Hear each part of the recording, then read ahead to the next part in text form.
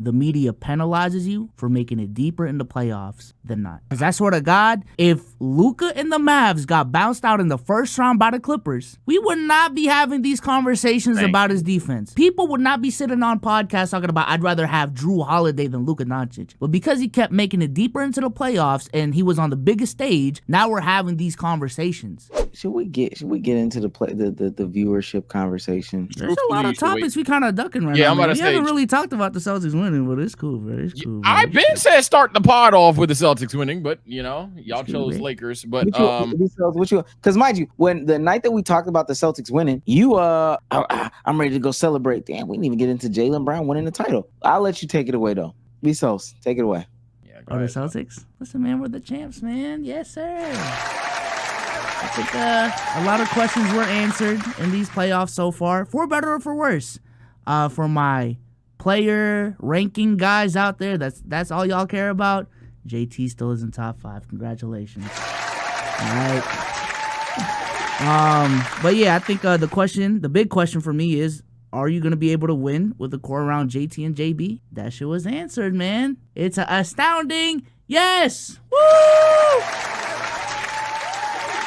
All these dumbass takes y'all had about whoever comes out the West, that road to the finals doesn't matter. Whoever comes out the West dogging y'all. Yeah, I retweeted all those takes that I saw on the timeline. I went on a retweeting spree of my receipts. Y'all sound dumb as fuck. All those conversations about, the Celtics, they're not battle tested yet. They're not battle tested going into those finals. Those are some dumbass takes as well. The whole, they're not blowing out, they're not sweeping teams and only beating them in 5 games. That's a red flag that they're even giving up one. Dumb as fuck. And then when y'all weren't getting the blowouts and y'all were actually getting the close wins, but these games shouldn't be close. So when there was a blowout, now was no comp, and that's a problem too. Now they're not battle tested. But when the games were close, now it's a problem too. I don't know what y'all want. At every single turn, the Boston Celtics answered everyone's doubt, answered everyone's questions outside of Jason Tatum's inefficiencies. That still was not answered. But yeah, man, I love it, man. The 16-year curse has been broken. I will be there at the parade tomorrow to celebrate. And I'm going to make sure to cry a little bit too, knowing that Jason Tatum is not top 10, because that's really going to bother me tomorrow. Yeah, for me, I mean, celebration don't hit when they were already up 3-0, and we already had a pod talking about that, essentially harping home that they won. I mean, they officially won, so it's official now. You know me, my glorious king has fallen, but the Luka hate raid is corny. I'm probably just it's what happens when you lose. So fair enough. It's nothing that I'm going to say is truly undeserved, but do I think it's corny? Hell yeah. I don't know how. Did you see LaShawn McCoy's take about it? Yeah, LaShawn McCoy doesn't think he's an all-star. I thank you for name dropping. I was gonna say, yeah, I don't even think he's an all-star. Like this Luka 180 is corny, especially because I'm 90% sure I heard LaShawn McCoy pick the Mavs. So what the fuck you picked the Mavs for Kyrie? Yeah, that shit. That shit is so corny, bro. But, again, it happens when you lose. Same thing with Anthony Edwards. It happens when you lose. I just think the NBA has a weird culture of building players up to tear them down. But besides that, back to the Boston Celtics. I mean, certain negative questions were answered for Boston haters like myself. Jason Tatum may not even be top 10. Fuck him, right? But at the end of the day, that Boston Celtics team was built fantastically. This, I think, is another point. Really, the last 4 champions outside of maybe the Warriors have shown that front office is the meta, because when I've looked at the last 4 champions, I've said, this might be the deepest squads in the league, and every time they win. So, yeah, I think it's not the biggest surprise in the world. My glorious king couldn't solo squad Kyrie Irving and the Boston Celtics, but it is what it is. My only thing is, the win was the win. I truly don't care. I had no dog in the fight. I said that before. We talked about it ad nauseum, I thought, at least. Maybe not enough for Vsauce's liking. There were some key takeaways, bigger than basketball takeaways, but still kind of some basketball takeaways. Right. I saw the LaShawn McCoy clip, and I just didn't understand, still don't understand. Why do we have to talk about basketball in this fashion? This is the stuff that makes the ratings what the ratings are. Like when people are asking what the fuck is going on with the ratings, what the fuck is going on with X, Y, and Z, it's because we're sitting here and we have players. LaShawn McCoy doing stuff like this after a loss. Luka is the worst all-star I've ever seen in my life. He can score the ball, he can pass the ball, he can rebound, all that. He has no effort on defense. He don't want to play defense. Yes, he don't hustle for no loose balls.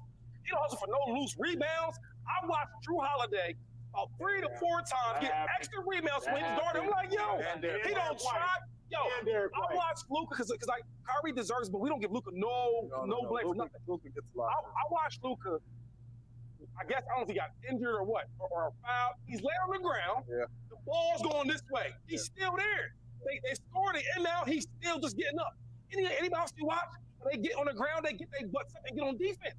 He has no type of urgency of playing solid basketball. And I will not let my son, right, that wants to be a basketball player, I mean, he wants to, but I will not let him watch this tape because I don't want you to learn from a superstar like that. No hustle, no attitude, no care. LaShawn McCoy. How Luka doesn't care about basketball? You are a literal 5'1" meatball. Okay. No, you saying, first of all, your son having any hopes to play NBA basketball is crazy. Damn. But also the fact that you won't let your son watch, I don't know how old his son is, but the best offensive talent of his lifetime. Bro. You won't let your son watch that is in fucking insane. And so then it also extends. I was listening to the Paul George podcast, and his co-host Dallas Rutherford is his name, my bad. He said something along the lines too of, I don't even think Luka is a top 5 player, or no, my bad, not top 5, top 10 player in the league. Saying stuff like that. Top 5? 10, dog.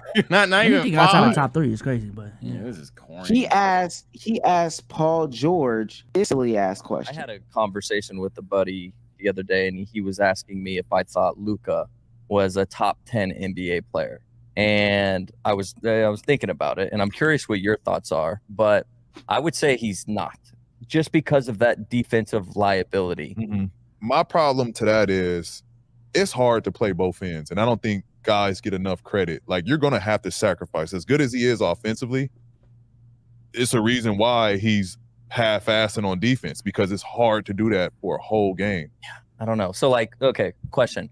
Would you, if you were building a team, yeah, would you rather take Drew Holiday or Luka? What the fuck? Win. I mean, Yeah. I haven't seen this. And this is no nod to Drew Holiday, but no, I'm just asking. You would take the offense. I'm gonna take the bigger talent. Okay. And hold him to be a better defender. No, not to Luka, but Drew, I got you, but I'm taking. Now that's funny because you're sitting in Paul George's face. This is that same episode. This is why you have to listen to these players' podcasts. And I will say I was wrong with some of the stuff they said about LeBron James and all this when they create these podcasts. Some of them use it as a way to give excuses and use their voice. Some of them use it to give good analysis or breakdowns. Some of them use it as their voice. It's the same podcast where Paul George is making the excuses about doing the dirty work and doing the offensive stuff. He's telling Dallas, yo, it's hard to do both things at once. Something's going to sacrifice on one end. Dallas, why don't you bring it up with Paul George? You sat there and you let him talk about James Harden that whole time, or not having Rocco, et cetera, et cetera. You didn't talk about how your guy was lacking at some point in the basketball game when he had to do both. Why didn't you ask about that? But all in all, we don't have to have basketball conversations like this. We just don't. We truly just don't. There's a better way of doing these things, and I think these things affect the ratings of these fucking basketball games. The NBA is the most brain dead sport in a while. The same friend that made that crazy K trade, I called him an idiot for the trade. He knows I actually respect his opinions on certain matters. He's just extremely biased at times. He had a point that, yo, the NBA, I don't give a fuck what the ratings are this year before that. NBA's been the most cooked league that I watch, because he watches several sports in a long time, because every time you turn it on, someone's dunking on someone for no fucking reason. Like Celtics win, in 20 minutes of a segment will just be, that Luka guy, awful. But then game 1 and 2, that Kyrie guy, awful. And like, if a player underperforms, we can talk about it, we can criticize all that other shit. Nobody's saying have a soft ass league with soft ass narratives all the time. But what I am saying is every conversation doesn't have to be at the expense of someone all the fucking time. Like, we could talk about what Luka needs to improve to become a better championship caliber player. We don't need to go, Yeah, man, I don't even think he's top 10. Yeah, man, my son wouldn't watch Luka. And then how the fuck you get lazy out of the guy that y'all gaslight? I mean, I don't even think gaslight, to be fair, he does do this. Crybaby. How is he a crybaby that doesn't care? Like, you know, when babies cry, it's because they care too much about something that they probably have no business giving a fuck about, or they need to burp. It's one of the two. So, like, what the fuck? Like, that doesn't even make any sense. It's just so fucking stupid. I'll give Nick Wright this credit when it comes, because when he was defending LeBron a couple years back, I think he really hit it right on the nail. There does come a point in a player's career where I legitimately think the media penalizes you for making it deeper in the playoffs than not. Yeah. Because I swear to God, if Luka and the Mavs got bounced out in the first round by the Clippers, we would not be having these conversations about his defense. We would not, people would not be sitting on podcasts talking about, I'd rather have Drew Holiday than Luka Doncic if he got eliminated in the first round. But because he kept making it deeper into the playoffs and he was on the biggest stage, and the focus in the NBA world was just the Dallas Mavericks and the Boston Celtics for 2 weeks, now we're having these conversations. It's whack. And I think that's not just a Luka thing, that's a Boston Celtics thing as well. I swear to God, for a conversation standpoint, when it comes to the JT and JB discussion, I swear to God, we wouldn't be as harsh on them if for the last, 5-6 years, they didn't make it to the Eastern Conference Finals last season. They may have made it to the NBA Finals in 22, that's fine, but, they shouldn't have made it in 2020 in the Eastern Conference Finals. They should have made it in 2018. So, it's ass backwards to me. And like what Omar said, I do think this is a contributing factor as to why ratings are down, is because y'all keep on downplaying these teams, y'all keep on downplaying these players, and once they get to the biggest stage and prove y'all wrong, now all the hype, now it's just straight criticism. I'm not excited to watch them play anymore because y'all told me the whole fucking season, this dude's ass, Luka doesn't play defense, Kyrie's a fucking fraud, Derek Lively can't shoot, like all of these different things. What is there to be excited about by the time we get to the biggest stage? All these motherfuckers are ass. Yeah, I'd say to add on, like, let's take a couple of random sports per se. Soccer. I don't know 5 things about soccer, but I do know that soccer fans will tell you any motherfucker's a dog that can have their day. Boxing, UFC. Oh my God, that may be the worst example if we're comparing to the NBA in a sense of anybody will tell you, hey, I'm just saying, hey, McGregor might be a better fighter than player X, but if player X hit that left hook, shit. So we could go to baseball. Baseball has endless names in the verse. I learn of a new name every day about somebody being one of the greatest of all time or some shit like that. Football, yes, even fucking football at quarterback alone. And quarterback's the closest thing to the NBA. Somehow they have more appreciation for those quarterbacks. Lamar Jackson is one of the most respected names. I hate on him because I'm a Steeler, but Lamar Jackson is one of the most respected names. Buddy can go to the Super Bowl. Buddy can go be a first-round exit. He's respected like shit. Patrick Mahomes respected like hell. Nick, whenever Patrick Mahomes loses, we don't go, oh, he was a fraud all along. No, we go, oh my God, Joe Burrow, what the fuck? But in this scenario, I don't know. And for the people that are about to type Lamar is disrespected, you know why Lamar is disrespected. Like, I'm talking about the sport. Like, we don't have to play obtuse, my nigga. We know why the fuck Lamar is disrespected, bro. I just hate to keep reiterating this stuff, but these are the reasons why the media is cooked. This is the reason why the sports media is done for. I think I saw a tweet about, it's the Stanley Cup Finals, NHL Finals, and just the way that they're covering it, the way that they're talking about it, really the lack of talking about it. And I also was doing some research. This was like a thing from the mid-90s about how the NHL was at a certain point in time more respected than the NBA, than the NBA and the NBA Finals. I'm like, damn, this is prime Michael Jordan, but also this is Wayne Gretzky. So like, it was just a different time. But when you have bozos running around like this, love seeing that elation. All hard work paid off. See, it's not a microwave society, folks. That's the oven. 7 years. What? It's just for the kids out there. Take some time. Take some time. Let it grow. Let it marinate. Grow through it. Yeah. Why are y'all two looking at me? No, we're just telling folks out there. Maybe I'm Just scared. telling folks out there. Takes time. Please. Takes time. The time that Stay I put in, committed. the time that I No one's put in, looking at you. This isn't since about were you. born, It is, probably. oh my gosh. It's like you're so vain. You think this song's about you. No one's talking about you. I'm talking to my friends at home. And now I'm talking to When Drea. it comes to first take, everything's fine. Oh And my really just gosh. talking to Wait, what? He said, What? when it comes to first take, everything's about me. This is a guy that wants $20 million, by the way, Hey man, from ESPN. hey man, some niggas would argue that he ain't wrong. It's so crazy to say though, bro. I don't know. I mean, y'all know me. Sometimes we have our milestone episodes, milestone whatever, and talked our shit. But even on those episodes, I want to say I'm more of the count your blessings and be humble, because that shit could get snatched from you. He's definitely been on a tirade lately of just like dragging his nuts on the table, and I don't know. That's just never been my style, because at some point you get cooked. Every now and then you got to pop out and show niggas, but then for the most part, stay humble, bro.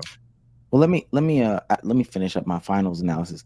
Last thing I wanted to say: the Boston Celtics showed the NBA world how to build a team. Not even the NBA world, but the basketball world, how to build a team. 1 through 5. This is everybody has the ability to put it on the floor. Simple as that. Period. Point blank. Put it on the floor. Ability to shoot it and ability to create for others. Switch on defense. All that stuff. So I think no matter the type of basketball or whatever, that's what people should be striving for. And I think we'll quickly see a shift. Now, trying to get that 5 and 4, of course, that's going to be the hardest thing, but they're out there. I would take it even further, like the concept of delegation, because we were even talking about it with other franchises. Like, and Coach Joe Mazzulla said it, I think, after we won the Eastern Conference Finals MVP, like the biggest blessing he got with this team is a bunch of players that allow him to be a coach. Like, we have these conversations about other players in terms of them controlling how to coach the team and all of that. Like, people are locked into their job. Brad Stevens is the basketball operations guy. He's locked in there. Hell, even it goes to like even the social media team. I don't know if y'all seen the Celtics media team. Them boys are locked the fuck in. But Joe Mazzulla is allowed to coach the way he's supposed to.